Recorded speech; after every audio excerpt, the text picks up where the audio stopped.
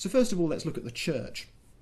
Wolsey's legatine powers, his powers granted to him by the Pope, were things which were not only of use to him, they were also of use to the king. And one could see them as the most effective means for Henry VIII to manage the church in the way in which Henry VII and previous kings had aspired to do.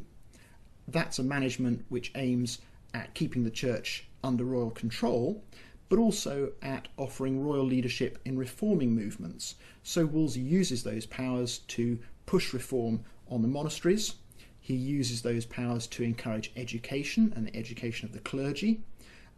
He uses those powers to oppose heresy, and Wolsey's involved in campaigns of preaching against English Lutheranism, campaigns to suppress Tyndale's Lutheran translation of the Bible, and so on.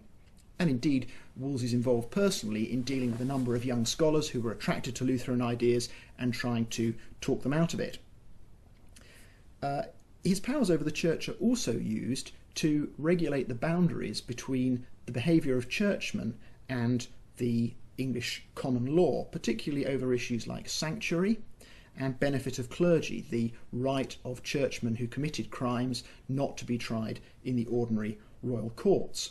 And Wolsey negotiated quite effectively on those issues, but in some ways he was caught between the privileges that the wider European church claimed and that individual clergymen in England claimed, and the powers of the monarchy, which he was bound to represent as the king's minister and indeed as the king's chief legal officer, as Lord Chancellor.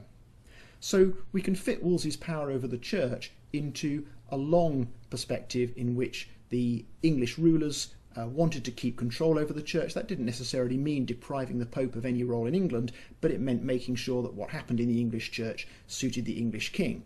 And Wolsey was an effective way to achieve that.